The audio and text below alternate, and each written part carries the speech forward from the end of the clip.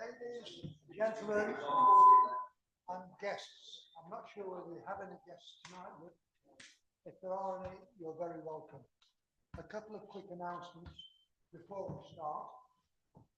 We've got Martyn Weller show coming up, the 6th. On the day, Jeff could do with some volunteers, just to meet and greet people, perhaps do a little bit of turning, and help pack up at the end of the day. So have a word with Jeff. We could still do with some help on the second day. And things to sell. And things to sell. You don't have to be there, but you know, like to follow the marquee, stuff as usual. As long as you can get it to either to the show or maybe to me beforehand, then you can sell something. Okay. The second thing I'll remind you of, I know it's a long way ahead, but we've got a sale coming up in September. If you haven't sold as a club member, get a number from Steve, and that number will stay with you whenever you are a member. Any pieces which you wish to sell, leave your number on it and the price.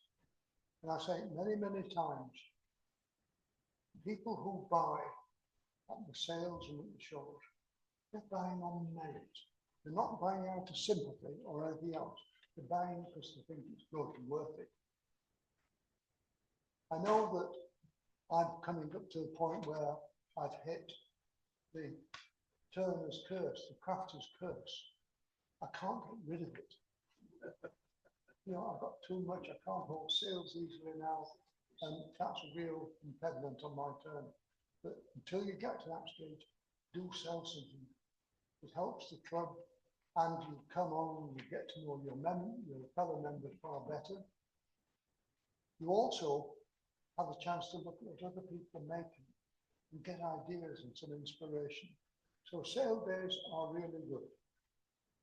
13th, 14th of September. So get on, make something, and do enter it.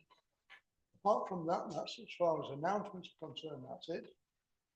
We've got our one and only Martyn Weller now going to demonstrate. Okay, Martyn, all yours. Right. Good evening, ladies and gentlemen. Have we got any new members or anyone who hasn't seen me before? Right, well, welcome. Just for your benefit then, my name's Martyn Weller. I'm a member of the club here, and I've been turning since about 2019. Well, exactly 2019, actually. So I'm not as experienced as some of the members of the club here, but hopefully I'll still be able to show you a few new things. As a new member, if you've got any questions throughout the demonstration, then please do shout up and I'll do my best to ignore you. Right. So I'm going to be turning a Greek vase today. This isn't actually my demonstration. When Jeff and I went to the AWGB conference last year, we saw a demonstration from a guy called Neil Joynt, spelt J-O-Y-N-T, who's a New Zealander and international wood turner. And I said after the demo to Jeff, that would be a good thing to perhaps show to the club, because there's one or two different techniques within it. I did consider changing from a Greek vase to a Greek urn. that Jeff says, what's a Greek urn? And as all Morecambe and Wise fans will know, it's about 30 bob a week.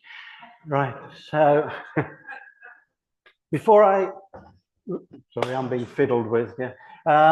Before I actually start talking, I wanted to talk a little bit about design, because I think we all see a lot of demonstrations where people say, well, this is what I'm going to make, whack a piece of wood on the lathe and start turning, without actually talking about design and where it, oh.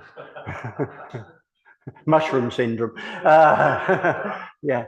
Where the design comes from. And a Greek vase is a classic example of following something called the golden ratio.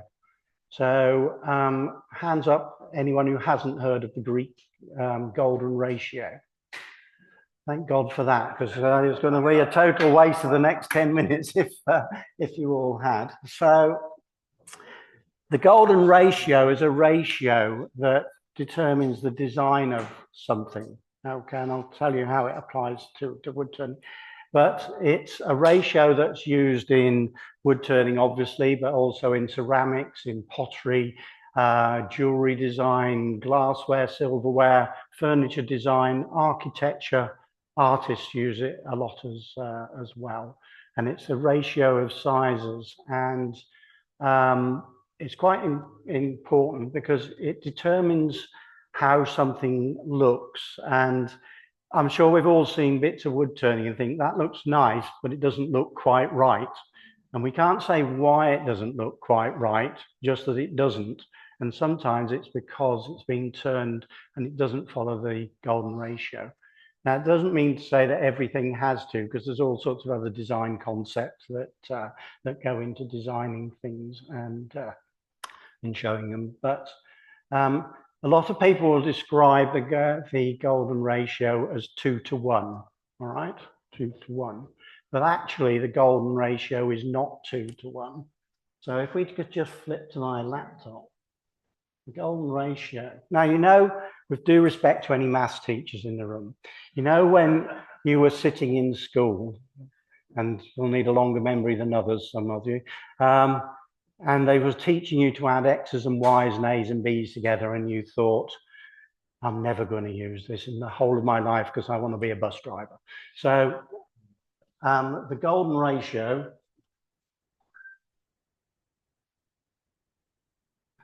there we go. All right. So all you need to remember out of that, and Steve will tell me if the formula is right or not, is that the golden ratio is 1 to 1.618. Rolls off the tongue, doesn't it? So it's about 1 to 1 2/3. Okay. And that ratio is something that we find pleasing to look at. And the reason behind that is that there is lots of examples in nature of how that ratio is used. So that's the ratio. So that rectangle, that bit is 1, and that is 1.618. Okay, that's the ratio. And if you think of something like the human body, for instance, right? If you take the distance from our chin to our nose, then that distance from our nose to the top of our head is roughly the golden ratio. Okay, if you take your fingertips to your wrist, that's roughly the golden ratio to your elbow. Okay, and we all know what they say about men with big feet. Right, so just to move on. So looking at the human face, that's the number of things on a face that's a perfect face that follow the golden ratio. And that basically explains why I'm so good looking, right? So that's actually Angelina Jolie. I think her golden ratio is probably how much she can earn compared to how much she looks. But there we go. So moving on with the golden ratio, take that rectangle that we looked at before and we make the square there, across there, okay? That makes another square and another rectangle. We divide that bottom rectangle by a square, then we get another rectangle, and you carry on, okay? And then if you join the corners of that, you get that, a spiral, okay? And again, there's lots of examples in nature that conform to that spiral, okay? And there's lots of examples in the plant life in nature and things that conform to the golden ratio, and why we find it interesting to look at. So I said I'd just talk a little bit about design, but before I do that, I'm going to demonstrate two of the most important things in my workshop. And one of them is a drinks holder with a top, so it doesn't get full of sawdust. And this one's the AWGB one. And the second is one of those, right? And that enables me to do that whenever I drop anything. Okay, and so if I do drop anything tonight, don't rush and want to pick it up, because I'll hopefully be able to manage myself. So I'm going to go back to the slideshow. So that's a picture of a Greek vase. Well, at least I think it is. I took it in a Greek restaurant. Okay, took the photo in a Greek restaurant. Well, when I say restaurant, it's actually a kebab stall on Whole Trinity Market. Okay, so that's the example that I'm going to try and turn tonight without the decoration. Okay, and really, if you want an excuse to go and have a kebab, then it's obviously wood turning research. Okay, so move on again. Does anyone know where that is? There's at least three. Pardon? Next door to the kebab shop. No, there's at least 3 people in this room that have also seen that. No, it's on the windowsill of the Peacock up the road here, the pub. Okay, so if you want an excuse to go and have a pint, then it's obviously wood turning research, isn't it? Yeah, there we go.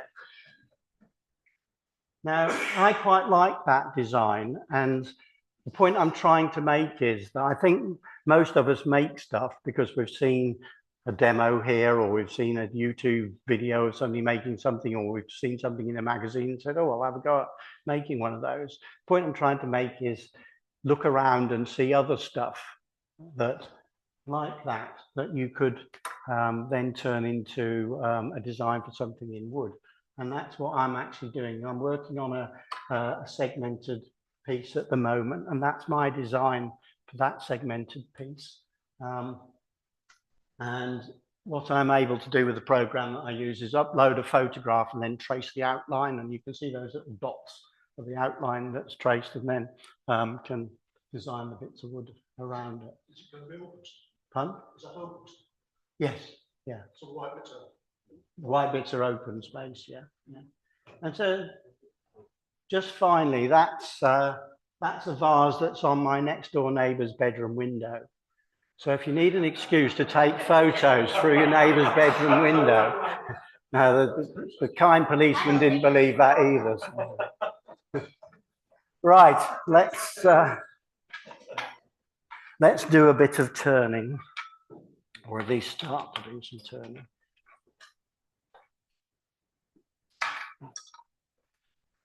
So,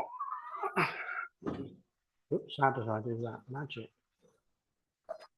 I'll move that off there because I'll probably knock it off.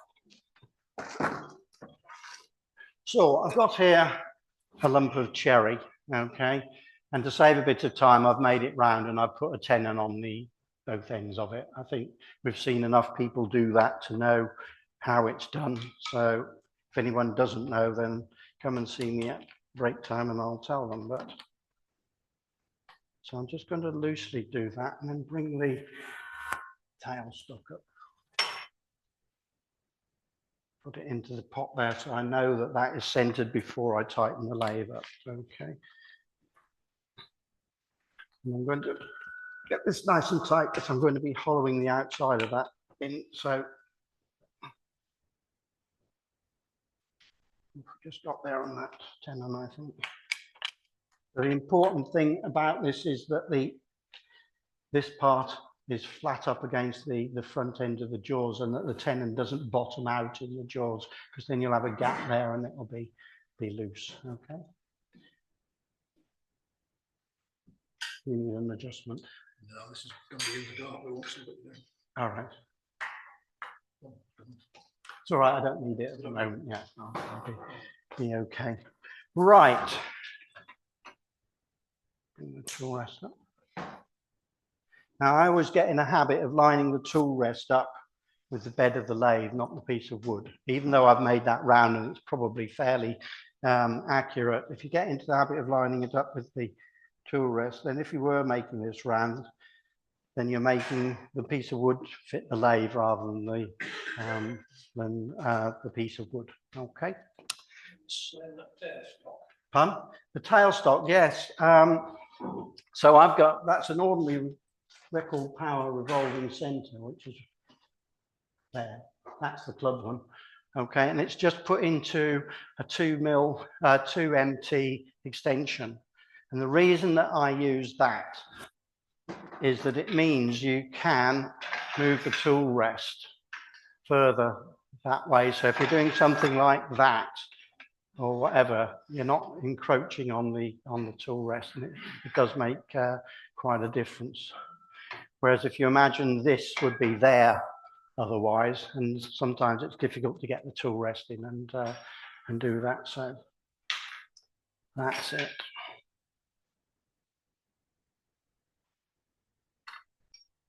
So I said that I was going to use that as sort of, not an exact replica, but the sort of shape that I'm going to turn tonight. Okay, so with that in mind, where have I got? Again. So I'm going to make a couple of marks first. Now I could make pencil marks here, but can you see that better than the pencil mark? Right, okay. Right. So they're basically the waste bits, okay. So if I measure between that, it's 205 millimeters. So would somebody like to call out the golden ratio calculation for 205 millimeters? No, I thought probably you wouldn't. So has anyone ever seen one of them before? A few nods, right. Who was at the demonstration, the one before last? Right.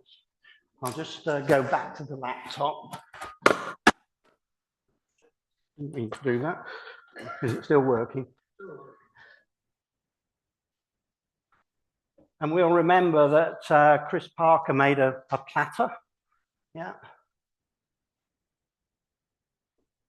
And then he did that. There is sound with it, don't worry. Yeah. So what he was doing was where I need to one be. of those, because if you remember on the platter, he scooped out a bit in the middle, and he used the golden ratio for determining that, okay? So that the outside edge of his platter followed the golden ratio for the bit in the middle, okay? Now, he didn't really explain what he was doing too well with that, and he certainly didn't show what that is, but that is, and if we just go back to the thing again, so you can see what he was doing. Just play it again. Held it on the center and on the edge, and then that mark where his finger is, that's where he was making his mark for the.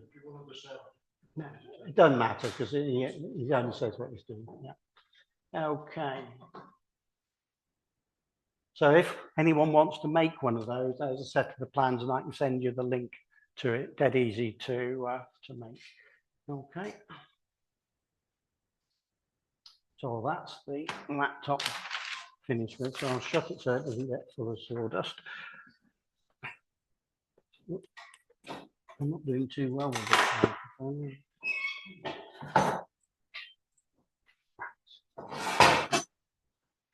Out of the way. So, fun? Is it? Right. Well, there you go. I said. So, I don't know. There we go. So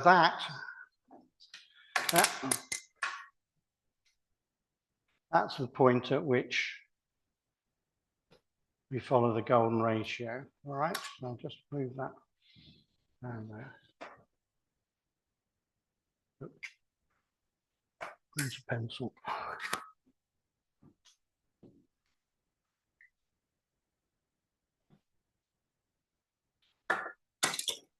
And sometimes you can see the mark when you switch it on, but I'll just put a mark on the tool rest so that I can see where that is. I'll just mark that. So that's the point at which the vase that I'm going to turn is going to be at its widest point. Okay? And the golden ratio will then be between the widest point of the vase, yeah, and that. Okay? Does everyone get that? And that gives you that sort of classic shape, which apparently we all find attractive. Okay? So I'm going to make two other cuts on this before I do it. If you look at that design, then you can see that there's the widest point roughly, but then the vase curves in, yeah, and also at the base it curves in, and then it's got a sort of a semi-flat section before it goes down into a foot. Okay, so I'm going to put a cut out there.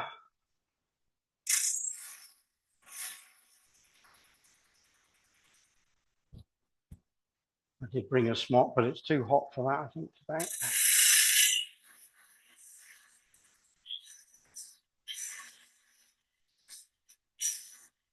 That's roughly going to be the size of the foot bit on the bottom.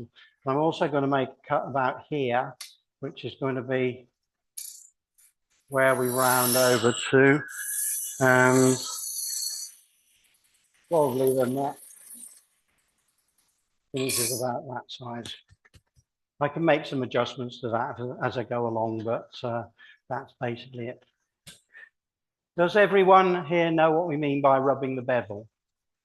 Is there anyone who doesn't? Right. Because I'm going to talk quite a bit about rubbing the bevel, and you will hear all sorts of wood turners talk about rubbing the bevel, and it's not something you can be arrested for.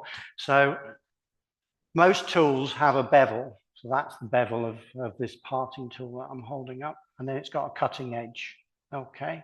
And the purpose of rubbing the bevel is so that we support the cutting edge. Okay. So if I, well, I'm overhead. So there I'm rubbing the bevel and it's not doing anything. You can see if I put it down onto the tool rest, right? I can rub that and it's not doing anything, it's not cutting. As I bring the handle of the tool up, then it starts to cut. Yeah? And the purpose of the bevel is that it's supporting the cutting edge while it does that. If I bring the tool up too much, yeah, so it's horizontal, then the cutting edge just digs into the wood and we get what we call a catch, okay? And a catch leads to two things. One, it leads to a nasty gouge out of your piece of wood turning. And it also leads to a lot of bad language, okay? And Sod's law says that it always happens on the final cut. When you say, I'll just take one more cut off there, you can guarantee that that's the one that gets a cut. So now I'm going to do some cuts that will involve rubbing the bevel, and I'll try to explain them for the benefit of the newer turners. So I'm going to actually, although this is a spindle, and a spindle means that the grain is running from the headstock to the tailstock that way, and you can use a spindle gouge on that. I'm going to actually use a bowl gouge, and that's really because it's my sort of favorite tool for doing all of this sort of thing. The difference between a spindle gouge and a bowl gouge, you can probably see the flutes are very different. That's got a much more open flute. That's got a closed flute. Okay. Now, most of my gouges have got a swept back profile on them. I don't know if we can put that on the overhead, whether it will pick it up or not. Can you see that? Right, so I grind most of mine to 45 degrees at the front. That means the bevel is 45 degrees at the front, and then it's got a swept back wing. Okay, so the actual wings of the tool are swept back, they're ground back. Okay, So that's very much different to a standard bowl gouge. And mine are ground so that they've got a longer swept back wing on this side to that side. Okay, and I've also then put another bevel on just on the heel there. Okay, and that's to stop what we call heel rub, and that's because this gouge has been sharpened on a grinder, and although that bevel looks flat, it's actually slightly concave. Okay, which means that if I was to put that flat on the piece of wood, there's only 2 points that are touching the front of the bevel and the back of the bevel, and that can lead to you having lines in your wood turning. Okay, and that's because of the pressure that that heel makes as it goes on the piece of wood. Right, okay, so I'm going to get rid of some wood fairly quickly on this. And the first cuts I'm going to make are some push cuts, and that's because you push the tool along the piece of wood. And I'm going to start back here. And you see the bevel is rubbing there, it's not counting. As I bring the tool handle towards me, you can see it's starting to cut, and I move along. As I come to the end there, I'm just reducing the pressure. I don't want to go right out of the edge there too quick, like that.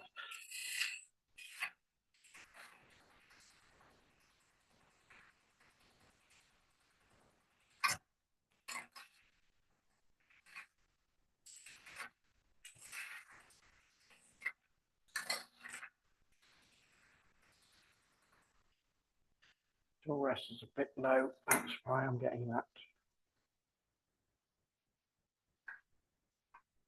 I think that's better.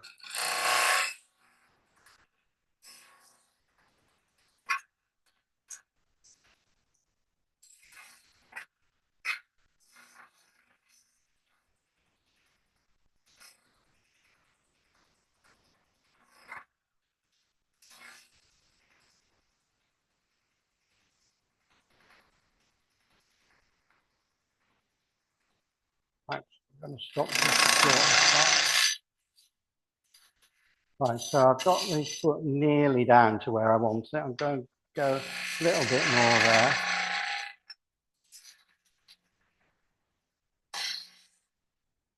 Right, so that's fairly straight at the moment. And if you remember back to the picture, that vase curves. So now I've got to start thinking about the shape that I want that vase to look, remembering that I'm heading for that widest point there. And I'm going to use what I'm calling a shear cut for that. So now I'm going to be using that part of the cutting edge, okay, with that part of the bevel supporting the cut, okay. So I just hold it like that. The handle of the tool has gone down, and I can start to do that. So I'm not pulling it straight. I'm actually thinking that I'm going to put a bit of a curve on that, okay?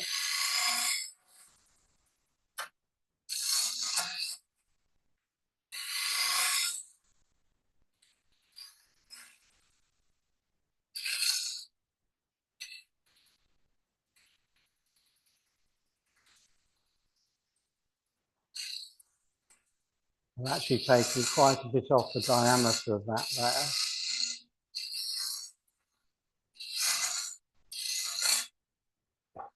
This lever is a bit higher than mine. I think, to go a bit deeper with this.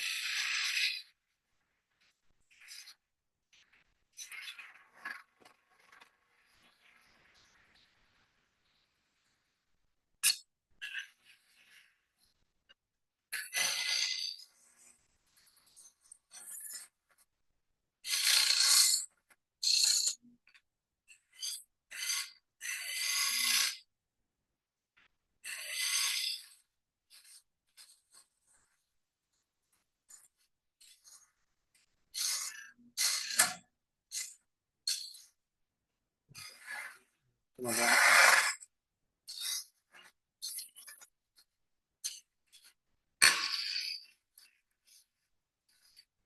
Now at this stage, I'm not too worried about the final shape, because I'm going to be taking this out of the chuck and I'm going to be putting it back in the chuck later on. So chances are that it will actually be slightly out of true. So I will then worry about finishing the final shape at that point. But I want an idea of what the final shape is going to be because I'm going to have to follow to it.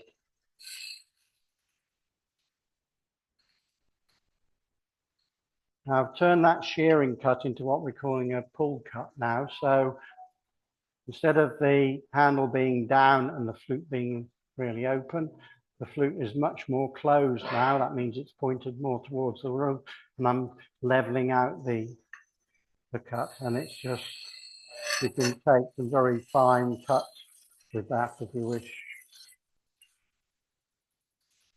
Okay, that makes sense to everyone? Good. So I've lost my widest point, haven't I? So just remark that so everyone can see them.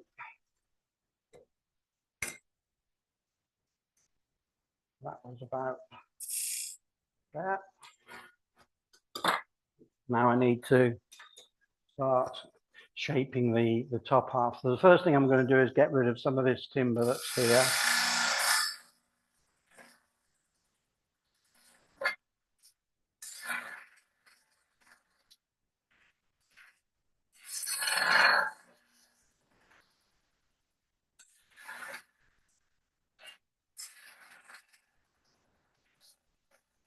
And I'm not too worried about the shape of that at the moment. And then I'm going to start rounding off this shape.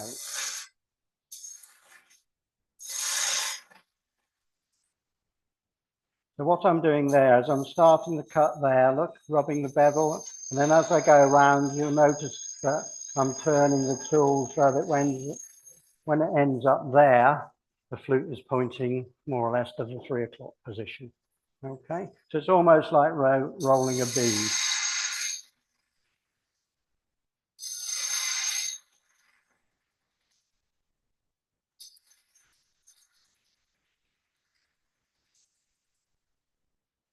Just one more cut, so I can get attached.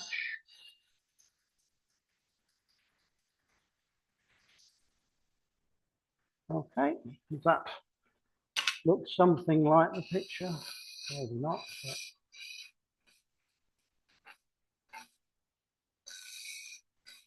But... right. Got a high spot about there. As I say, I will come back and refine that. So now I've got to put that sort of flared shape into the top. Okay, so I'm going to do some push cuts first of all.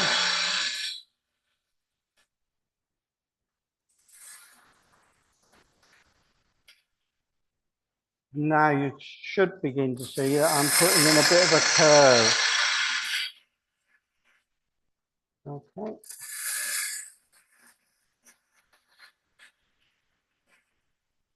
Now I would normally have a face mask on to do this because there's a lot of timber that's flying around. And although I've got glasses on, I would prefer not to, and I'd also prefer not to be breathing in the dust.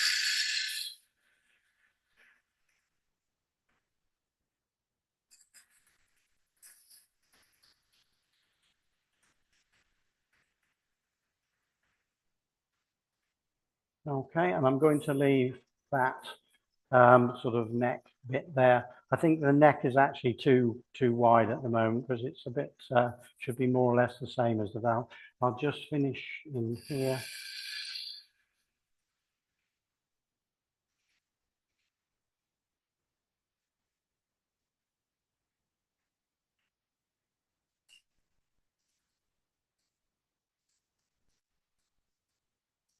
Now I'm making some very light cuts there just to take a little ridge out that's there. Okay, everyone follow that. I need to take a bit of sawdust home and scatter about the house. So Did that make sense to everyone? Everyone follow that? And I think I've got a reasonable finish on there. Bit of pull out, green pull out there, which will tidy up later. But I think that shape is more or less the vase. I'm not going to finish the foot because I want to leave as much support there as possible. And when I rechuck it, it's going to, as I say, move a little bit. So I'll probably come back to shape that. I've also got some lines just there that I'll need to get rid of. Okay. So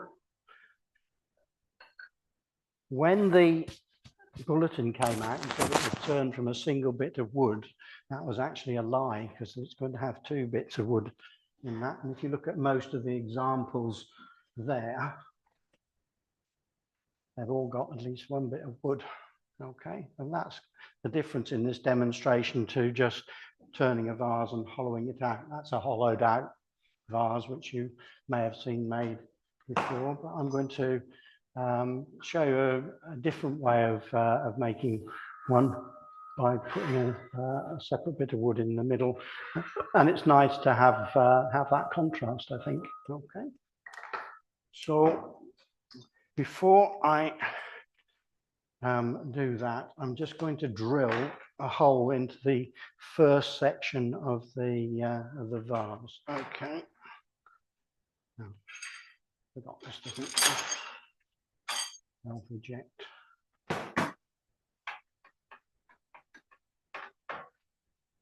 So I want to turn the lathe speed down quite a lot. So I was turning that at about 1800.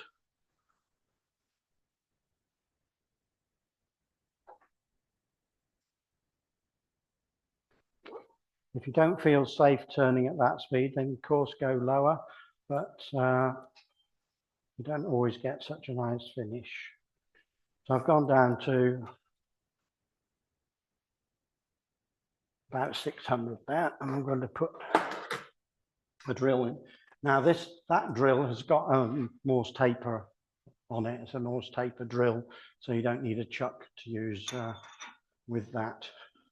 It's just quicker because you're not putting drills in and out of chucks. But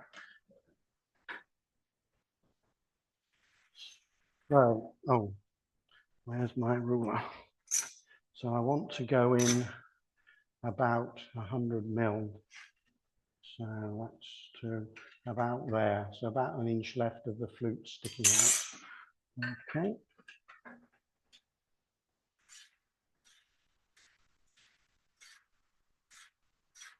Now this isn't essential that you do this, because you can do it as part of the hollowing out process with a gouge, but it just makes the hollowing out process a little bit easier. And it is good to keep winding the drill out and just clearing that.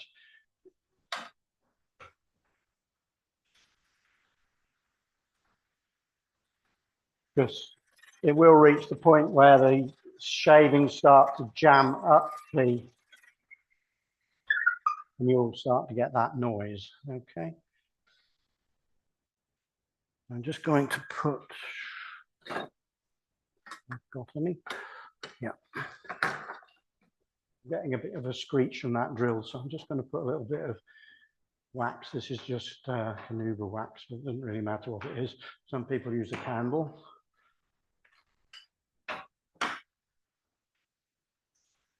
In here, I'm not getting that screaming sound there.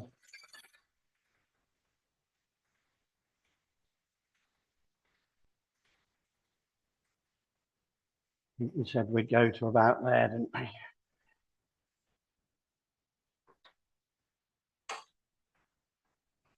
See how that fills up the drill quite quickly. Right, so I'm just going to move the tail buttstock right to the end, get rid of the drill. Ah!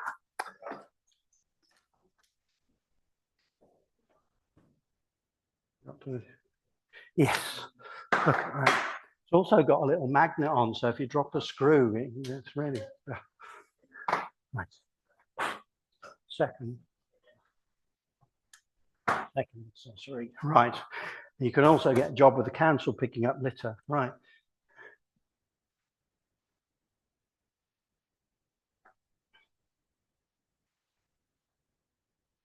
Going back up on speed.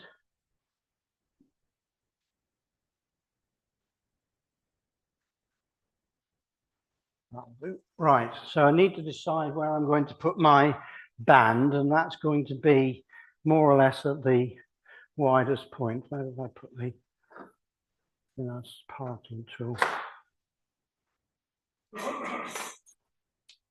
Yeah.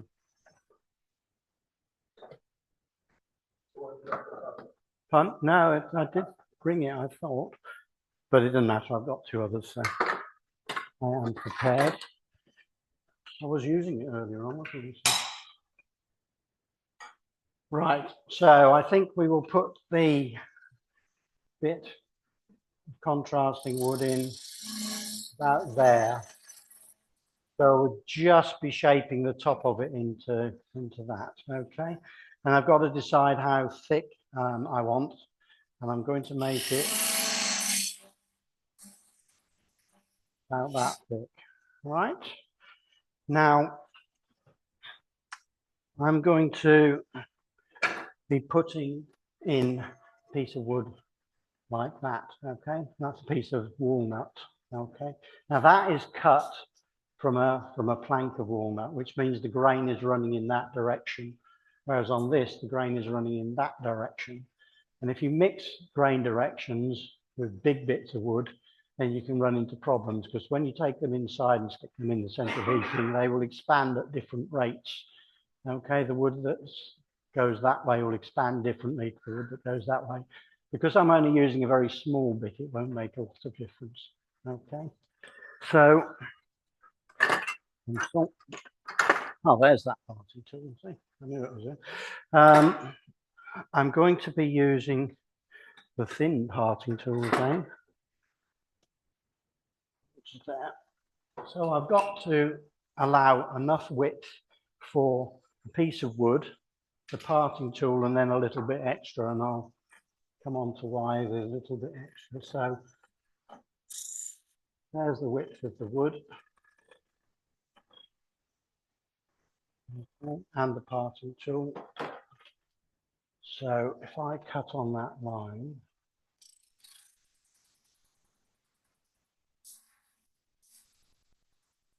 roughly down to the same height, then I've got a wider parting tool there, and I'm just going to, again, take that down.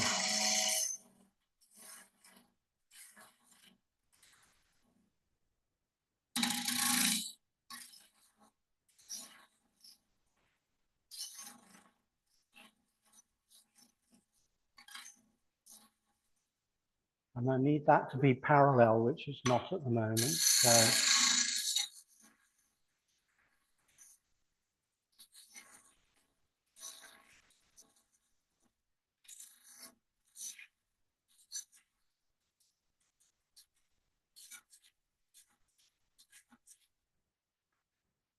okay, now look at how that bit of wood is wobbling. That's quite a lot. So before we do anything else, I'm just going to bring the centre up, turn that off.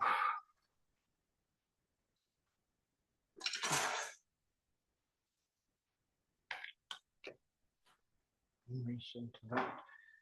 You put the centre back in there, then you can be sure that that should be running true.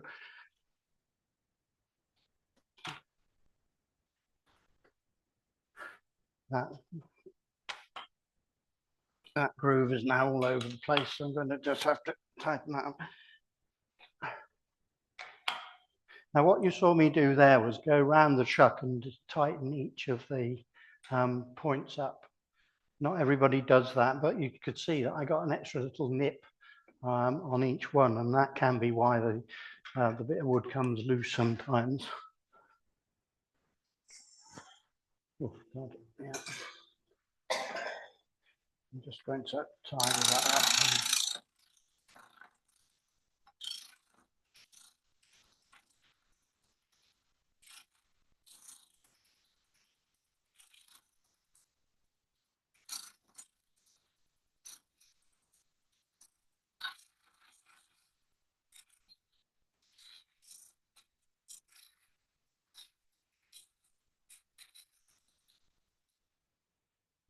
what is important is you have a really crisp edge into that corner, because that's going to be your joint, and if it's not, it won't look very good.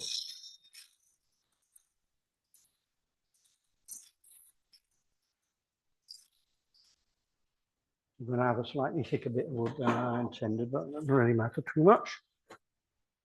Right, now we're going to take this lovely vase that I've created and cut it in half. Okay, and that's roughly about half.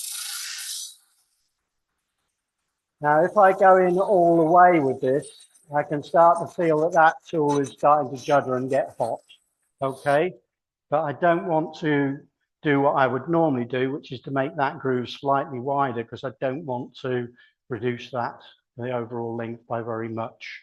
Okay, so let's turn the lathe off. I'm going to loosen the tailstock a little bit, okay, because I don't want to put too much pressure on that joint, and then I'm going to use a saw and just cut it through. Now, Japanese saws, which are like this with the tooth running back, are really good for doing this because they are very, very thin. Okay. What I don't like about it is I would normally put my hand over there and hold on to that bit, but I'm a little bit reticent to do that with those teeth that are showing there. So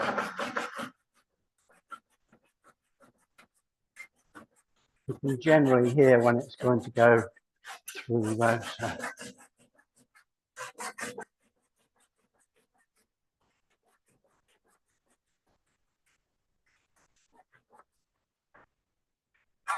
Okay. So, okay, we can put that to one side. We will need that again shortly. I'm going to take the pointy thing out of there again, because I don't need it for now.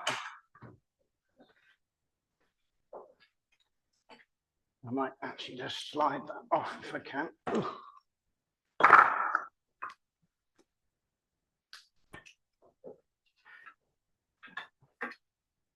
Oh no, I'm going to drill that actually, I think, given the time it is. You can see I perfectly judged the length of that cut, didn't I? So that was, just got a little nibble in the middle, but I'm going to drill it because it's going to be a bit of a quicker.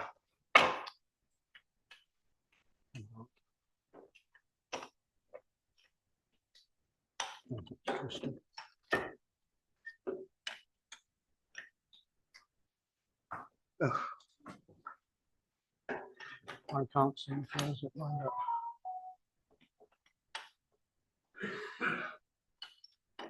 I got back of it. Right.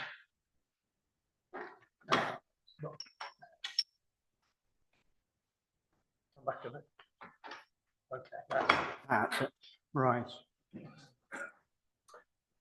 So my lathe at home has got a bed extension on it, which means that I can usually push the tailstock right back there somewhere, and that makes it very much easier. So I'll cheat a bit.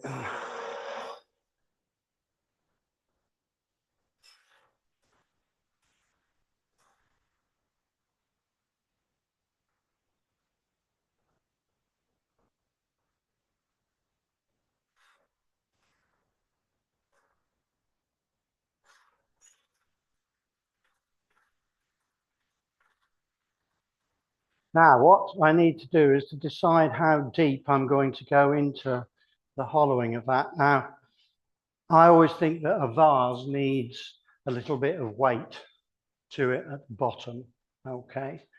And for the same reason, I'm going to leave the walls of it fairly thick. And it's surprising at wood sales, you see people pick things up expecting them to be heavy, and as soon as they're light, they put them down.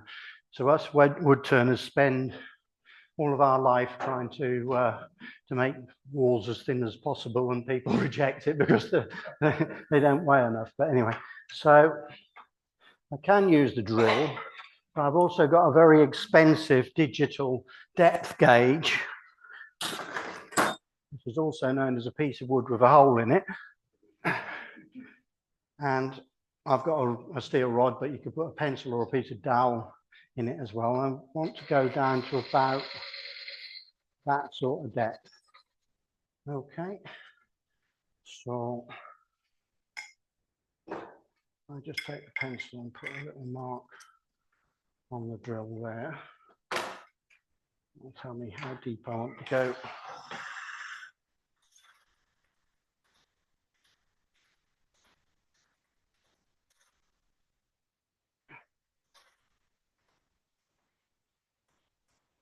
Now, when we saw the demonstration at the AWGB, Neil didn't actually get to finish. He ran out of time. So if I do as well, then I'm in good company. But as you can see, I've made one or two of these now. And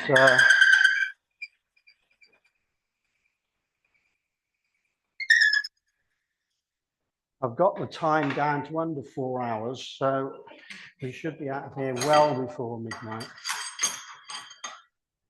I'm going to try and manage with the tool headstock in place.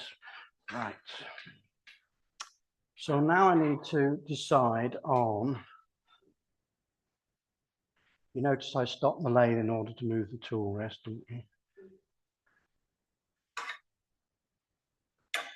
Need to decide how thick I want those side walls. And there's two considerations there. One is how much time I've got to hollow this out. The other is that all the strength in this vase when I come to turn it to finish it is going to be on that joint. Okay, so the joint needs to be strong enough to hold together. So I'm going to leave the vase about that. Now this is really important that I keep a nice edge on that, because that's going to be a joint between the two again. And so I'm just going to go in and mark it, and I'm going to go in a bit further than I normally would have done, so that I'm hopefully going to avoid too many problems. Now, lots of different ways of hollowing out, and I would normally use that bowl gouge because it's my favourite bowl gouge, but I want to keep a decent edge on it for turning later on. So I'm going to use another one, which I'm not used to, so this could be fun. And I'm going to go back up to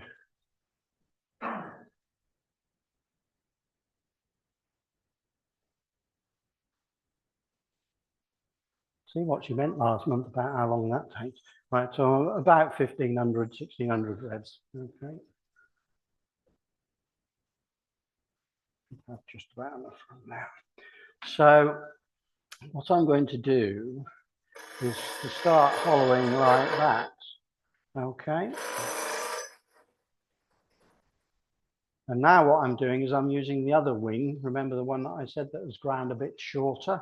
And I'm using just under there. So I'm going across at the bottom and then up. And as I get to the side, as I get a bit deeper, I'll start to do that and use that bit of the wing to actually come up the side. And as I'm doing that, I'm just opening the flute slightly so that the bevel under there comes around and supports the cutting edge again. So it's that way, round the bottom and out. Okay.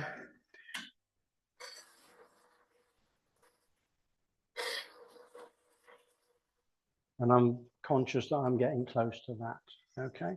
Now I like a nicely rounded bottom, but enough of that. Let's get back to wood turning. I'm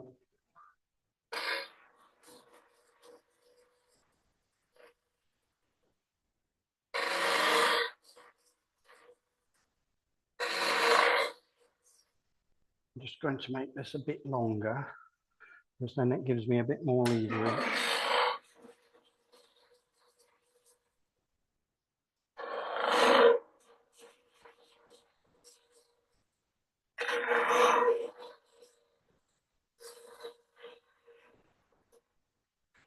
Now, Some of you may have seen I cheated a bit there because I went back in as well as coming out.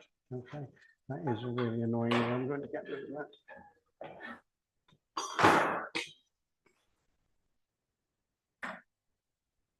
You won't be able to see, but I've got, if I get my pencil depth gauge, I'm down to that height at the moment, so I've got about another inch to go.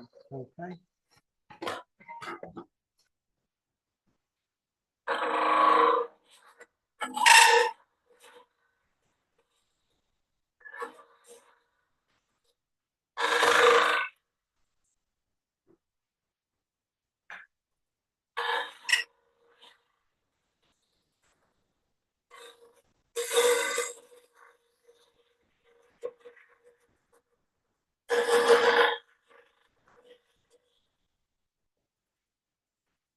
What I've got to be conscious of is that this tapers in, so I don't want to go in parallel because I want to take more out of the top edge than I do out of the bottom edge. So I'm trying to follow that shape that I've got on the outside.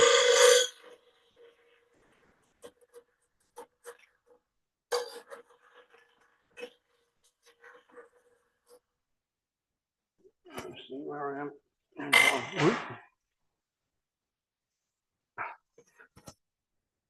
Got a little bit to go.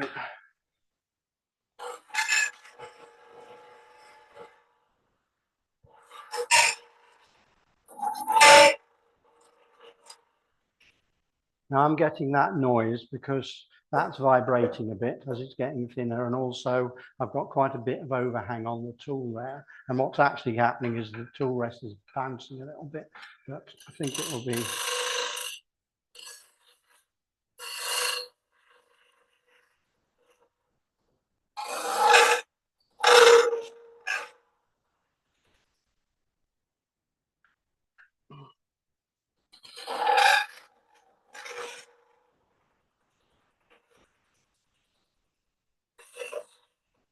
I've got a little bit of a ridge at the top here. Don't know how much of that.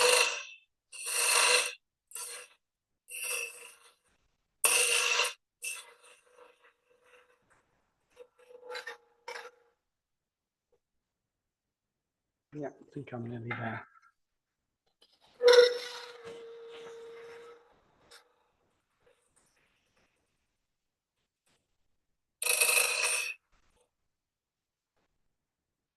Yeah, so I had a point from the drill and I didn't want to leave that because it didn't look very nice. Yeah, I just got a little bit long against that.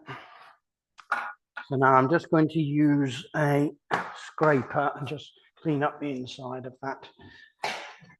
Now, hollowing out something like this, as opposed to through a tiny little hole in the top, is quite a bit easier. And that's why I thought it would be a good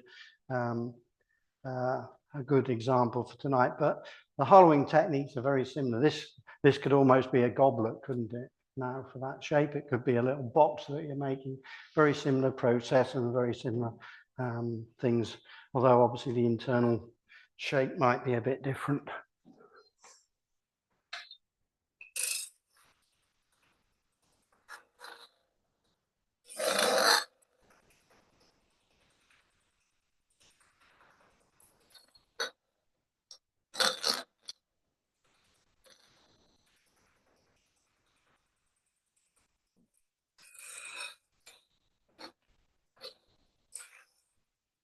Right. I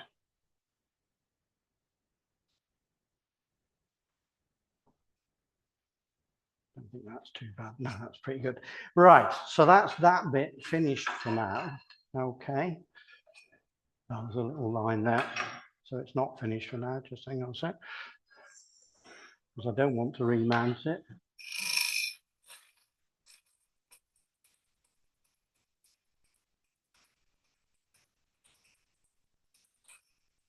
Wonderful.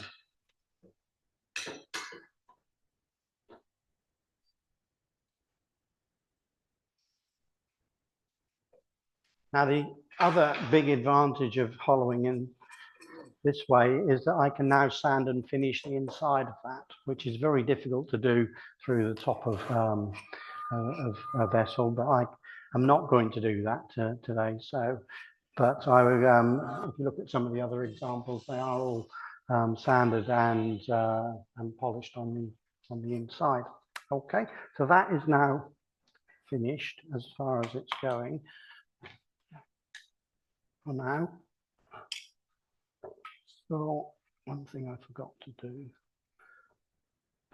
Oh. Right.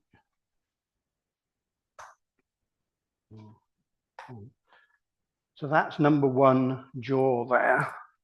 So I'm just going to take the pencil. I'm just going to mark that.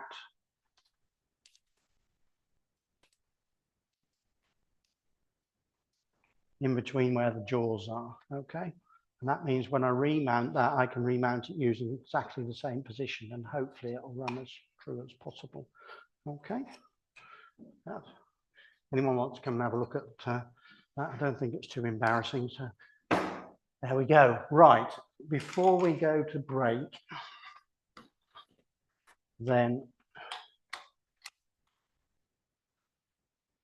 so now I'm mounting using the other tenon that I cut.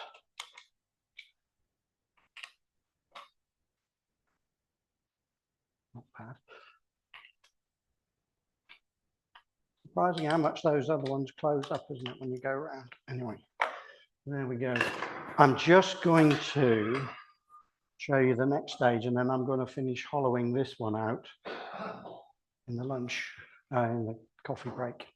Okay, now we have got to make these two halves the same. Okay, and the important dimension here is that internal fit there. So you can use dividers like that. I'm going to just use a digital gauge. I'm going to set that there and then turn the little screw that locks it. Just see where that is on there. So it's about there. Doesn't matter too much about getting this accurate at this stage. I'm just going to come in a bit from where that marked.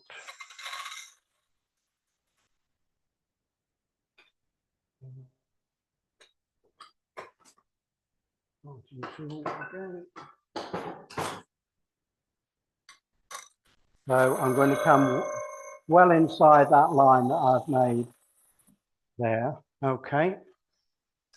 So the first bit of hollowing this out is that the first bit has got to resemble the shape that I've got on the outside there. So that's going to be a little bit like turning a bowl, okay? But it is easier because I've got a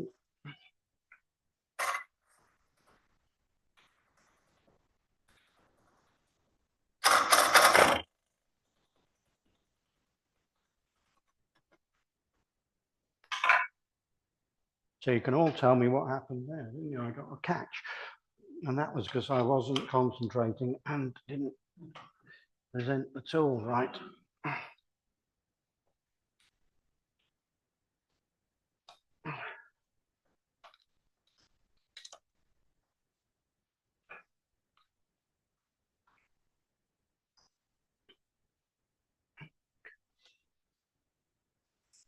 See if I can, yeah, that's not too bad.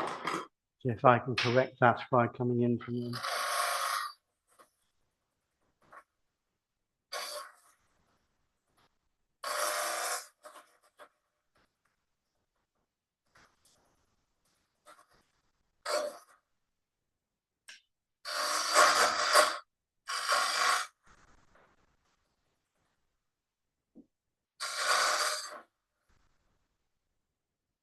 Now, because this piece is quite a bit smaller than the other,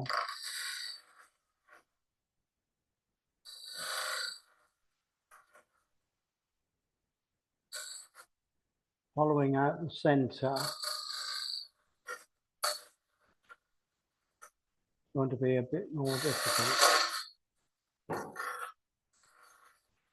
So I'm going to switch to a spindle gouge now. Sorry, a smaller bowl gouge this is, but it'll do the same job.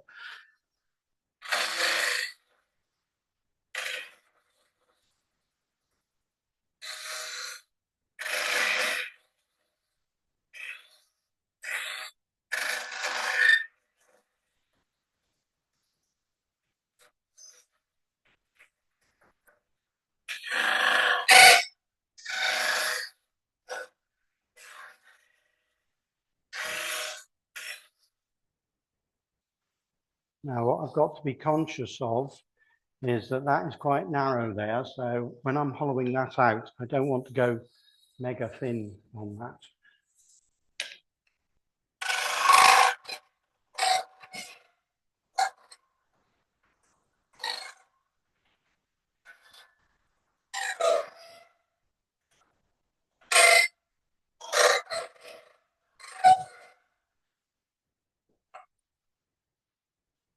I might just go a little bit more in the break time, but we will end it there.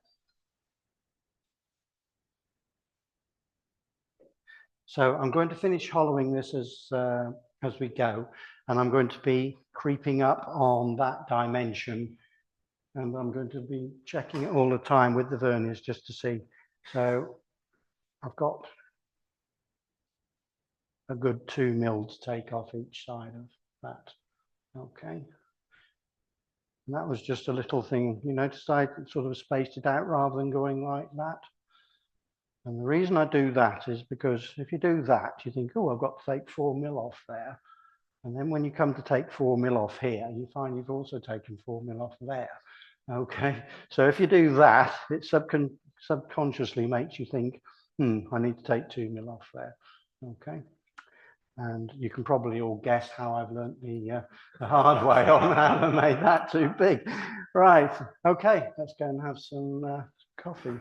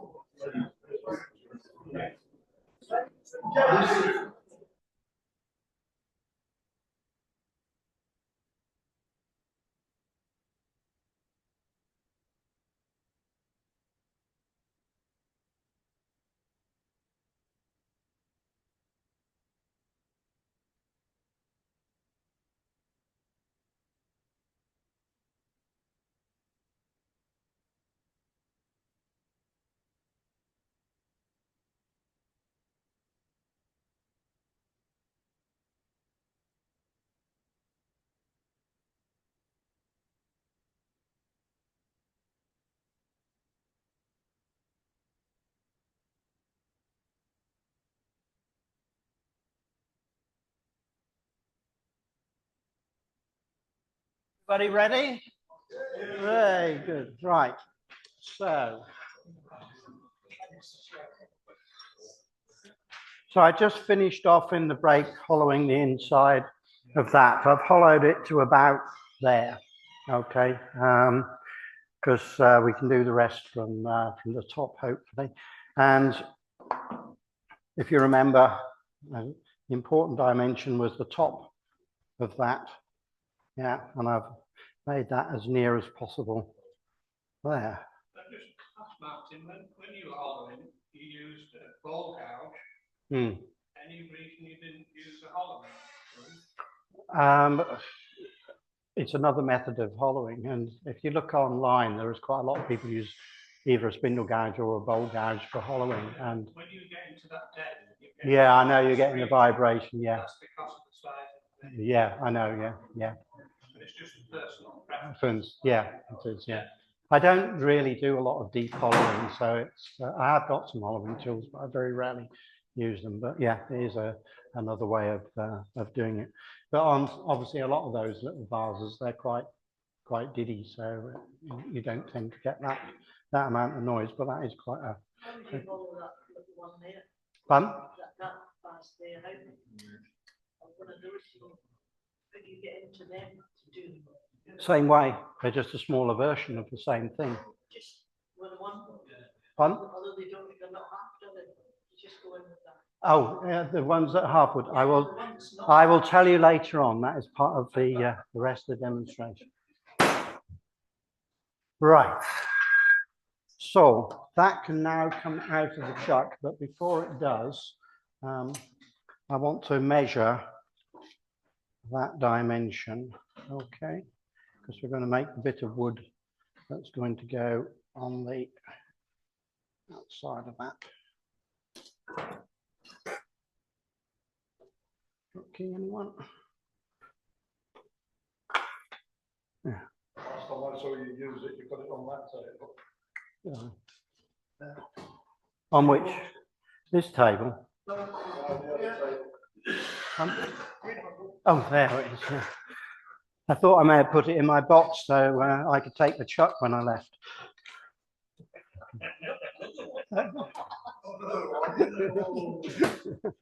Right. So we'll put a screw chuck in here.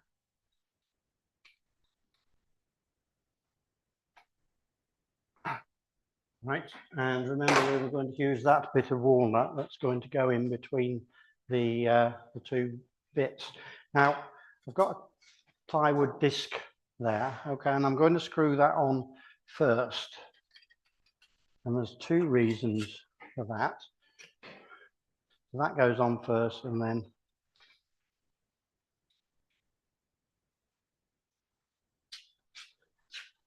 that goes on nice and tight up to that. So there's two reasons to use that. First of all, I'm going to cut this using a parting tool, okay? And if you go right the way through and hit the jaws, it's not pleasant for either you or the tool. And secondly, as you push through that at the back there, you can get a lot of break out of the wood, and we want that disc to be as clean as possible, okay? So it should prevent most of the tear out, if not all. Okay, I'll bring the tool rest up again.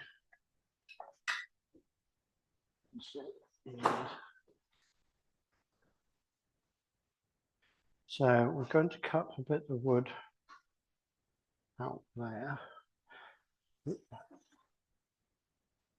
I'm just judging that side to side, and I'm going to come quite a way in from that measurement.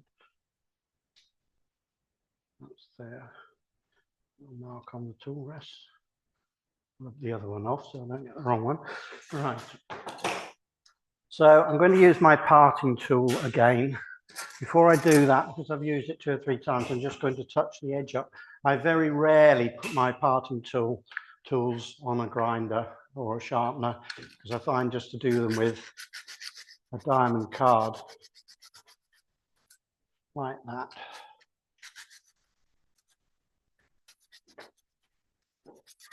It's plenty good enough to put a nice sharp on that. Okay, so lathe on. I'm just going to cut in like that. Okay, not going to go all the way through at the moment. Then I'm just going to take some of that middle bit out.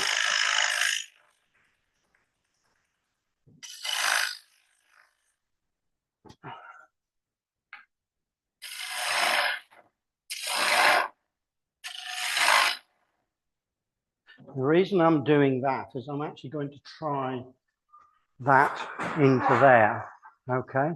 And if you've got the middle bit left in, then it fouls on there. And you're thinking, that's strange, why isn't this fitting? And it's actually because it was fouling on that. Okay, might want a bit more of that out.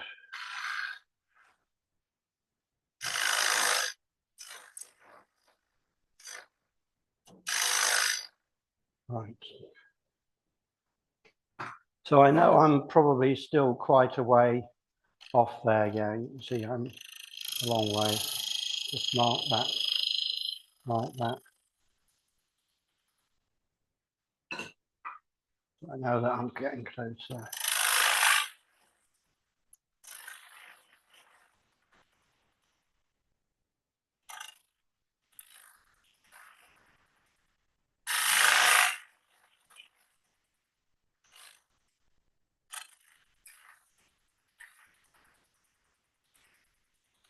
Now, what's quite important when you're doing this is that you have the parting tool at a perfect right angle, because you want that cut to be through there as consistently the same size as possible. Okay, so I'm getting closer, so I'm just going to stop the lathe with that. Just see how close we are.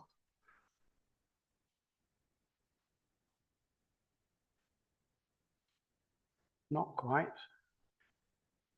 This is one of those situations where it is much better to stop the lathe a few times and try it rather than guessing.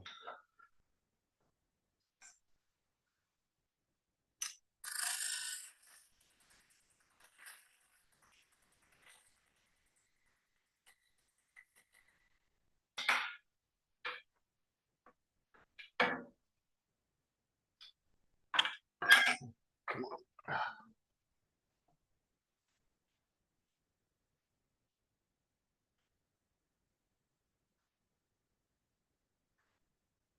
This is a bit like fitting a box lid. If some of you have made boxes and you're there's this thing in wood turning about getting box lids fitting so that they have a piston fit, which means that the people who buy them can't open them.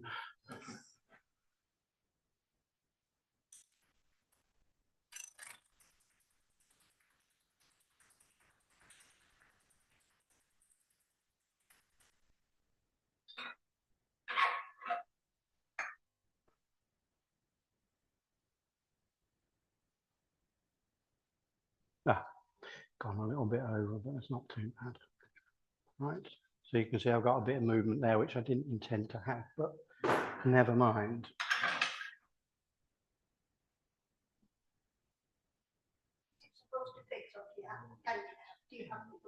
Well, it's going to be glued, so it doesn't have to be a monstrously tight fit because the glue will fill the void, but you want it to be as tight as possible because it's making the alignment between the two halves of the vase. So what you can do now that I know is that I can just come in very slightly with the other half of that.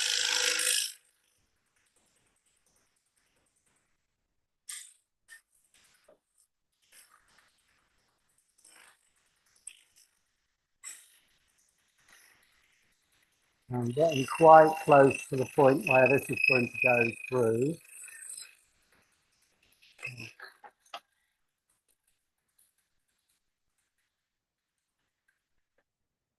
There we go. So now we see how much tear out we've got the other side. Not too bad.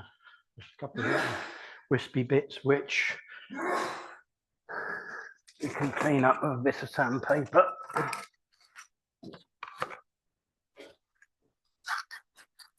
And I think I might have left too much in there, but we'll see.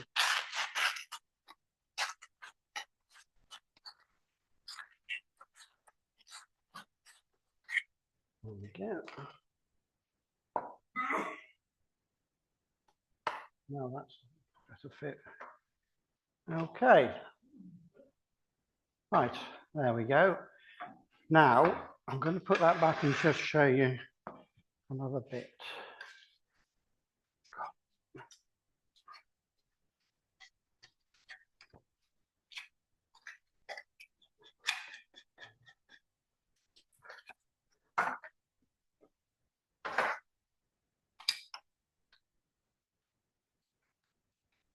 Put that over there.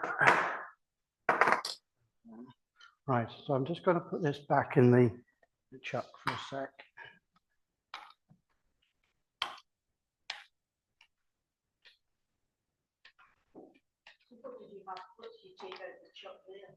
The screw chuck.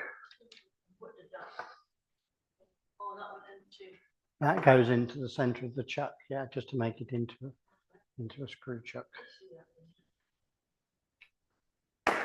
Right, so if I bring those two halves together, okay, like that, and just hold that in there, you'll see there's a little bit of movement, okay? And that's because I left this and this, or the gap, a bit wider than I wanted to, okay? because what I want to do is to reduce this and bring them together so that when that's joined there, it's also a nice joint, tight joint on the front. Okay, now I've got to take off half a smidgen there. Okay, and it is very, very tempting to get a bowl gouge and take half a smidgen off there, but you'll take a full smidgen off it. Okay, so the way in which I do it is to just get one of this. This is a piece of chipboard that's just got some double-sided tape and then some adhesive, abrasive on it. 180 on, 80 grit on one side, 120 on the other. Really useful for doing this sort of thing. Just turn that on. It's a bit quick, but so I'm just sanding off the end of that.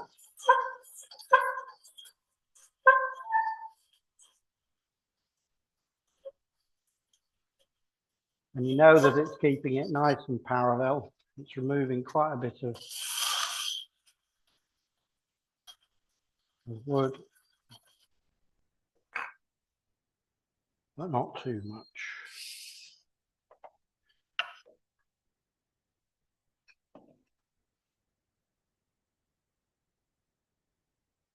Oh, I think we're down to 1/4 of a smidgen now, so.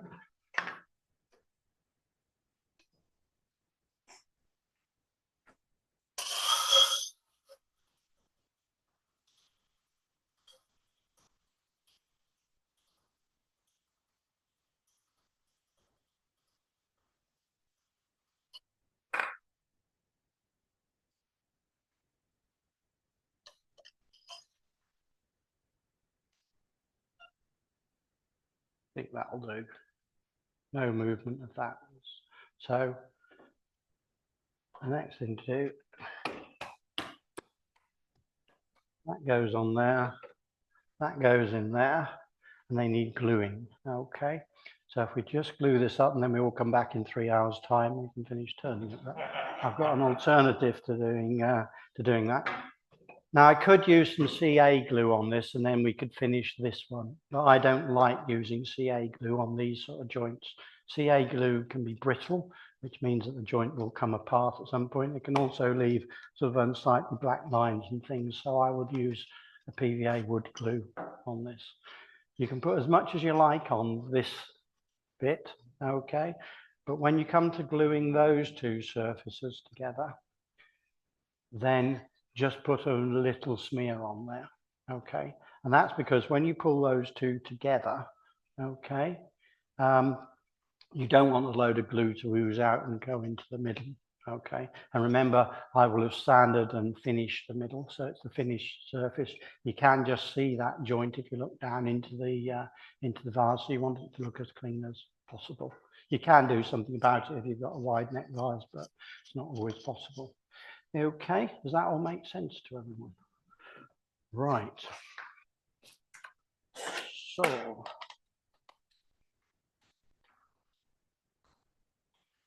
those I will endeavour to finish at some point and perhaps bring it to next meeting. So in good Blue Peter tradition, there's one that I did earlier, which is similar but not quite the same dimension, but it's not far different. Okay. Well, I'm just gonna, this has got a much smaller tenon on it, so let's close that up. See where I marked the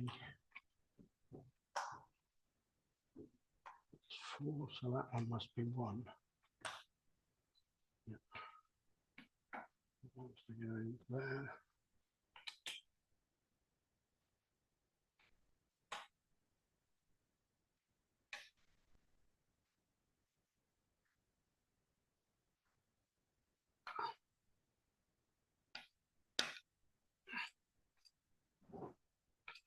Oh, near enough. Right. So I'm going to have to be a pain in the neck and put the tool rest back on. Sorry, the headstock back on. Hopefully I can get it lined up this time with my glamorous assistant. Thank you, Debbie.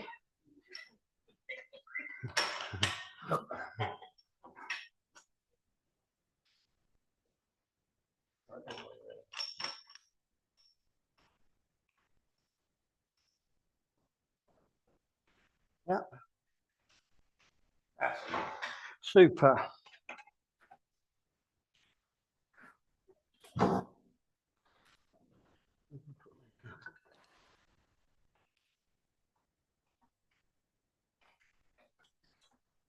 Right.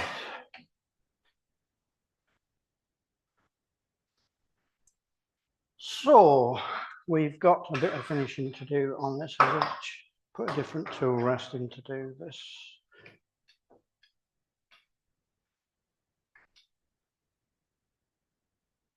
This is a Simon Hope tool rest set. These come in different lengths and things. That's not too far out. Okay, so we've got to finish the center bit. We've got to finish the base, okay? And then we've got to hollow out this end, okay? So when I hollowed out the middle of this, I went very, very thin there, okay? So I'd be obliged if the people in the front row would get ready to catch the top of the vase as it flies out that way, but we'll take it slowly and hopefully it will stay in one piece.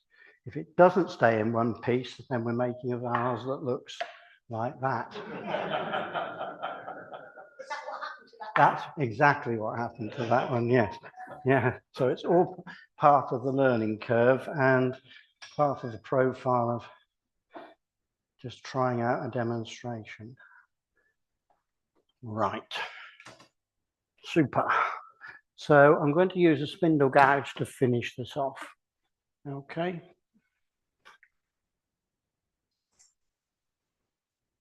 Oh, that doesn't look too bad at all, does it? So I'm going to get rid of some of this wood to start with.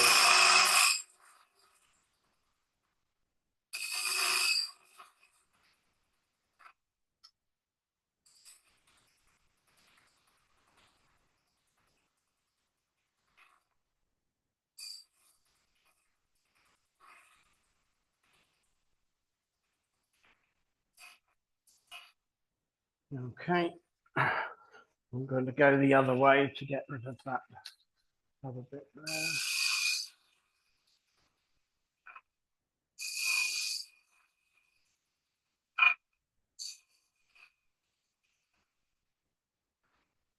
So one thing about this is walnut is a lot softer than that cherry. Okay, so it is very easy to get a divot in that because as you're pushing the pressure on, if you're going that way, you can run into the walnut and suddenly you're taking a much deeper cut than you intended to. So I'm just going to do a pull cut. Now you can see the glue line on there. See how that wood is changing colour as it just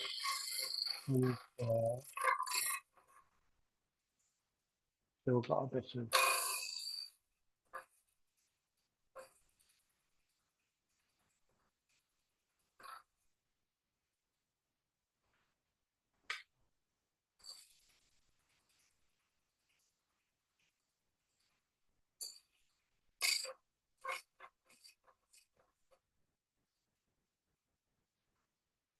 now created a little bit of a divot just there.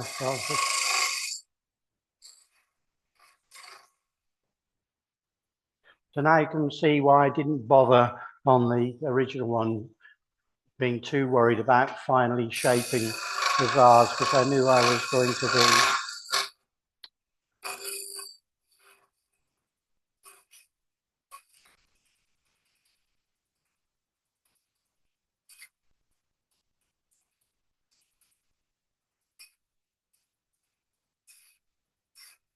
I've got an annoying little line there.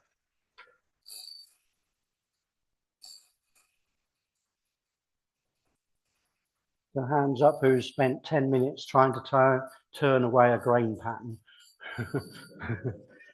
It might be that, it might be the wood, but I'm not too worried.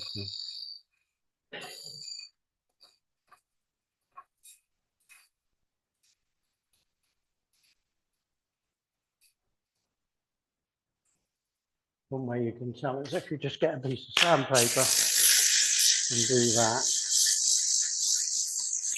and I can feel, yeah, it's the grain, I think, rather than my disastrous turning. Right, so I've got a bit more come off here. I'm just going to.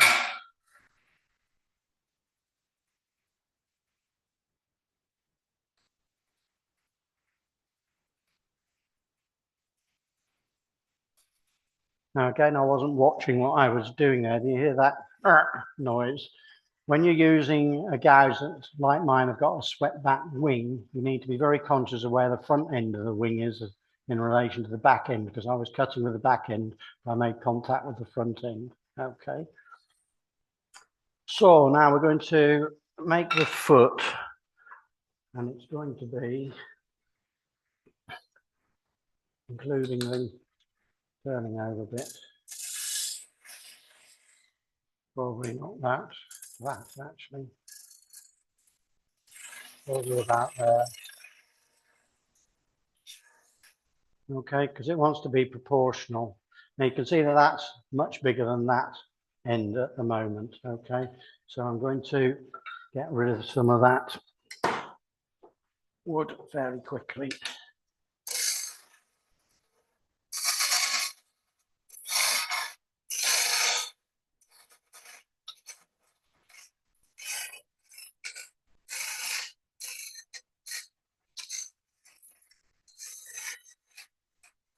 So what does everyone think? Does that look about right size-wise? Or would you go a bit smaller? Personally, I would go a bit smaller. So if this design doesn't look right, then it's Phil's fault. Can everyone just remember that? Oh, was it Debbie? Yeah.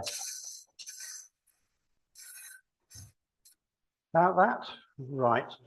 So I'm just going to make that a little bit slanted rather than flat. Whoop.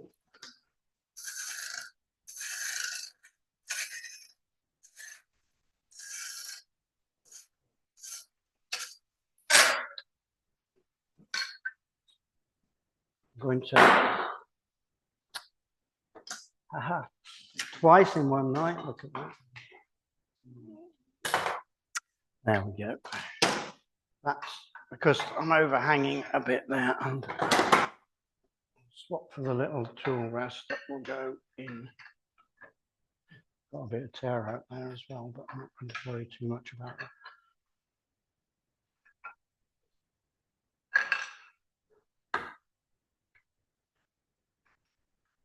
Oh, come on.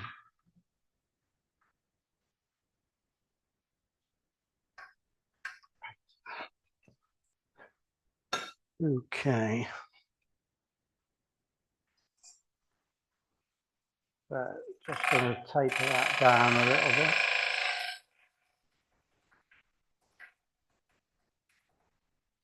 Put back my. I thought I'd cut it deep, and you see, but Phil wanted it to be smaller, so.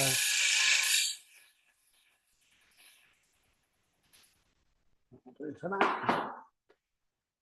Right, so I'm just going to now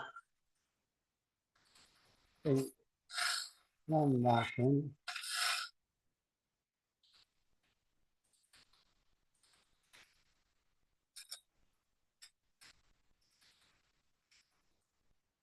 So I'm taking very, very light cuts there, and I'm not gripping the tool really, really hard. You see, a lot of newer wood turners, they're obviously nervous with what you're doing, and you're like this on the lathe and bring it, and you can't really feel what the tool is doing. You need to hold it so it doesn't go flying across the room, but I find that if you've got that, just that right grip, you can actually feel what the tool is doing. Okay, and as you get more experience, then you will know that you're not looking down at what the tool is doing, you're looking at that profile in front of you to see what the final shape is going to be. So you just want that feel for the tool to be able to do a tiny little cut like that.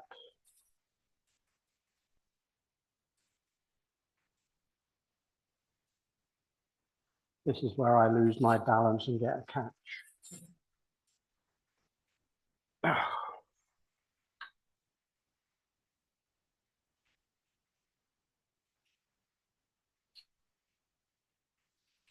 No, I don't. I put a big.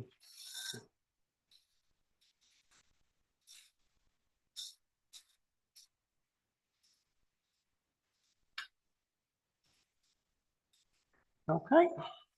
And then I'm just going to round this edge off.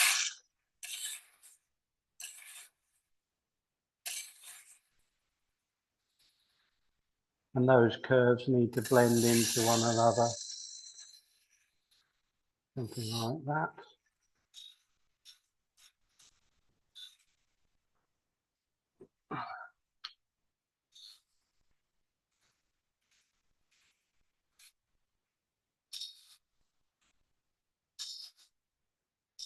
So I'm just making that base slope down a little bit.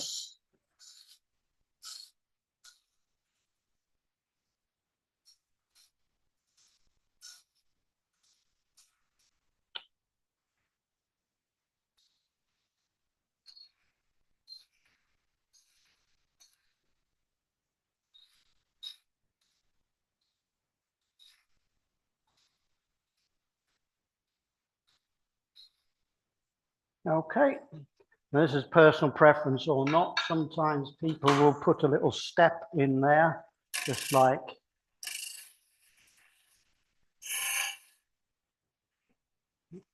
that, just to accentuate the base.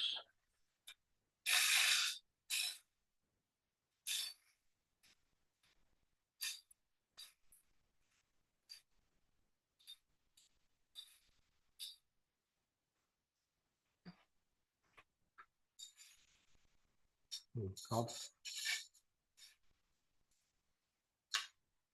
Right, I won't waste too much more time on that. You get the idea. Does that look all right? Good, right. Now this end.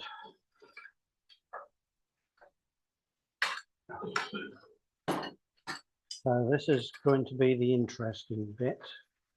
I think if I just stop that a sec. We've got some. Where are you going to part that top of that? There. There. Right. Okay.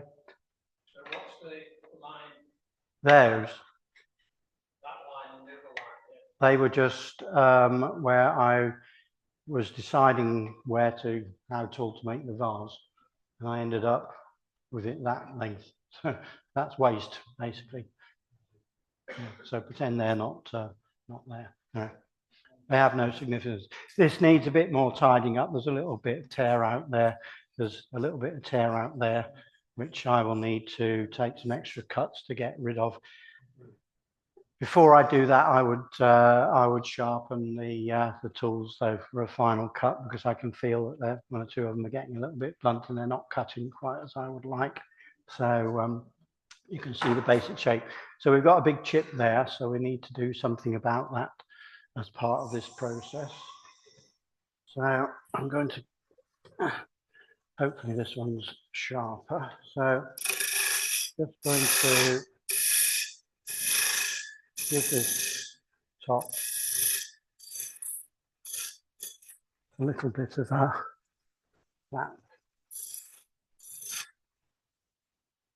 think that's almost gone.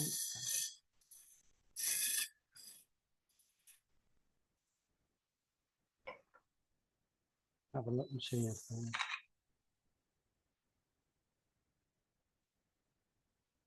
almost. I won't spend a lot of time on that because I'm going to have to remount this again and finish it off. Right, so now the exciting part of turning the center. So I'm using the tailstock and giving that a lot of support to start with. I'm just going to get rid of some of that tenon to start with.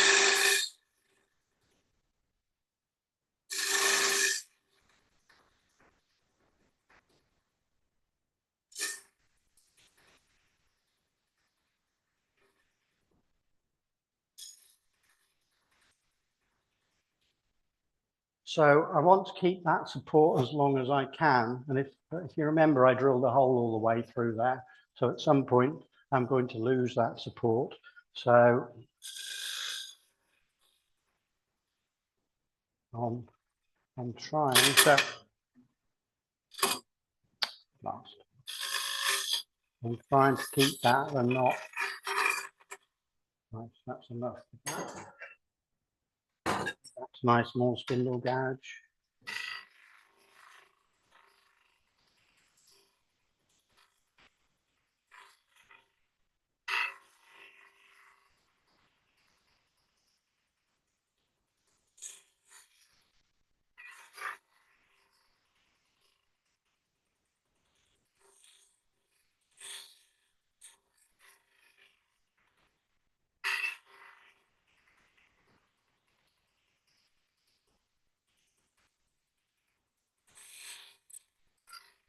I'm just thinking about the shape that I want the inside of that to be.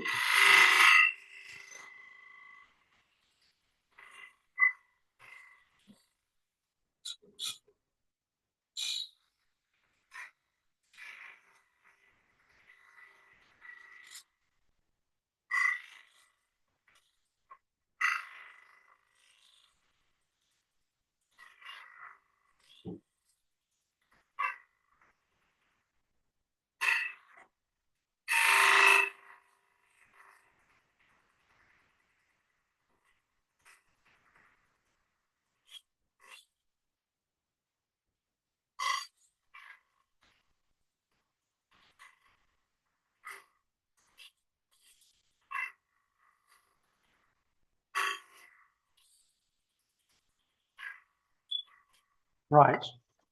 So if people don't mind, I'm not going to finish doing that. And that's not because I'm chickening out, but I'm going to have to remount this and just finish off those little bits. And I prefer to do that, having the support of that. So I don't want to turn the middle out, but does everyone get the idea? Right. So we'll now just talk about one or two of the other little bits and pieces for the last 2 minutes. And then I should have finished exactly on time. So, okay. So assuming you have taken the top out, Yeah. how then are you going to finish the bottom? How am I going to finish that bottom? Well, first of all, part it off. So if I was parting this off, let's just show you.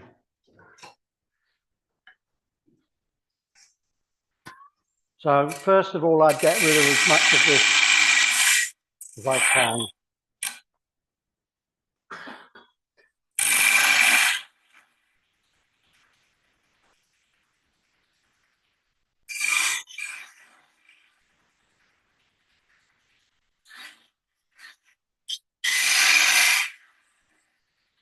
So I give myself plenty of working space in there. You're just going to go in at a slight angle. So now I would go in at a slight angle like that. And get rid of as much and make it as good as I possibly can. Sometimes it works, sometimes you've got a lot to tear out and you need to do something about it.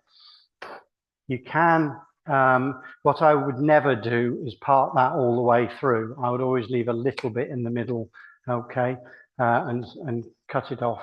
And then I can turn this round, hold it with some other jaws or another type of chuck. And then I can turn the bottom if I want to. Sometimes you can just sand it on a small sanding disc, and that's good enough to do it. Okay, right.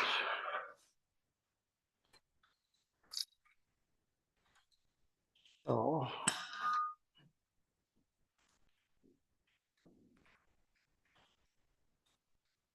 hopefully that gives everyone an idea of what it looks like. There's a bit of tear out on the top there and a nick that I'm going to have to address, but that's about that piece. Right. So I was just going to. Yeah. Yes. Yeah, there is. So there's two things. You can either anticipate that, and remove the tailstock and do it, or just let it do it. It doesn't usually do a lot of damage. So if it's just going round, you hit the emergency stop, comes to a stop, and then you can turn it out. You've still got quite a bit of thickness there, so I can still do that. I'm going to have to hollow that out quite a bit bigger than that hole is, so that doesn't really matter. Okay, so there's that one. Now, I've got one or two little examples, all more or less done in the same way, but people were asking about the two coloured ones that are made like that. They're made in very much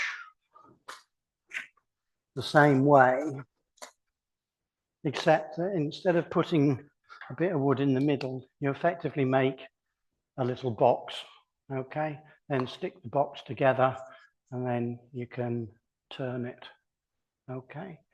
So what I would do is put that together. That's a nice fit. Line up the grain to where, that's something that when you put the two halves together, by the way, make sure you line the grain up. But line the grain up so that it looks reasonable. You can put that in the chuck, bring the tailstock up, and you can shape the outside of this, okay? And then hollow the inside of that. Finally stick it together, finally shape it, sand it, and finish it. Okay, so that's how those ones are made. So the ones that have got the decorative rings on, remember my last year's demonstration was making bangles. Well, that's more or less exactly that. It's made a bangle. So you can either make it to size and then cut the outside of the vase so that it fits, or you can do it the same way as I did and just hollow out the inside of the bangle until it is a nice tight fit, and that gives that sort of decorative effect, which is quite nice. And that would have been quite a nice vase if it had had the flared top on it, but never mind, there we go. Okay, so, I've gone 2 minutes over, I do apologise, but there we go. That's the demonstration. Thank you very much.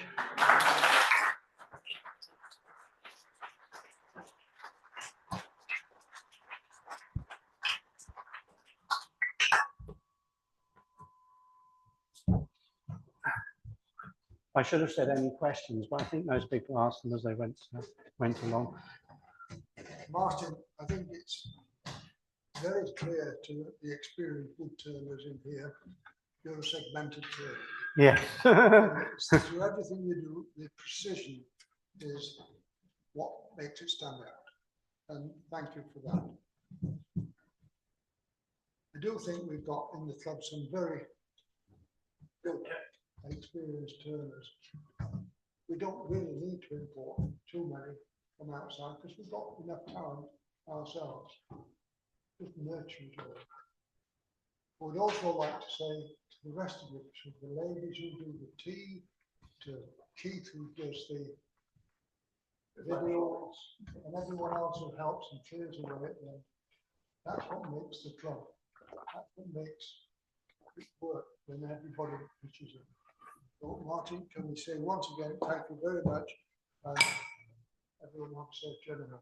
Thank you.